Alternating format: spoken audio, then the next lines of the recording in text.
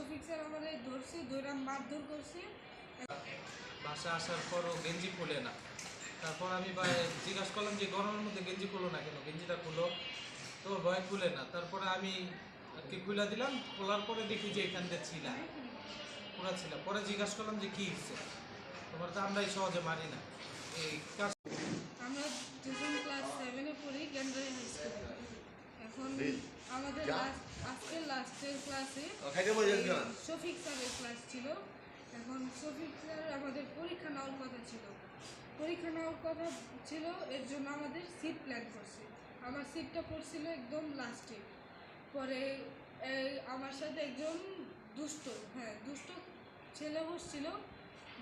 পরে ও দুষ্টামি করছিল। পরে এই যে দুষ্টামি করতেছে, শফিক স্যার আমাকে আবার দেখছে, মনে করছে আমি দুষ্টামি করছি। এখন শফিক স্যার আমাদের ধরছে, ধরে মারধর করছে। বাসা আসার পরও গেঞ্জি খুলে না। তারপর আমি জিজ্ঞাসা করলাম যে গরমের মধ্যে গেঞ্জি খুলো না কেন, গেঞ্জিটা খুলো। তো ভয় খুলে না। তারপরে আমি আর কি খুলে দিলাম, খোলার পরে দেখি যে এখান থেকে ছিলা পুরা ছিল। পরে জিজ্ঞাসা করলাম যে কী হচ্ছে, তোমার তো আমরাই সহজে মারি না এই কার সাথে মারামারি করছে।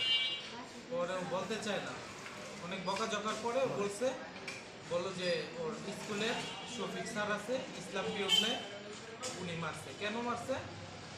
ও আমার ছেলে আর আর একটা ছেলে বৈশাখ দুষ্টামি করতেছিল নাকি ওই ছেলেটা। তো স্যারের চোখে পড়ছে রাফসানকে। তো ওরা ডাইকা নিয়ে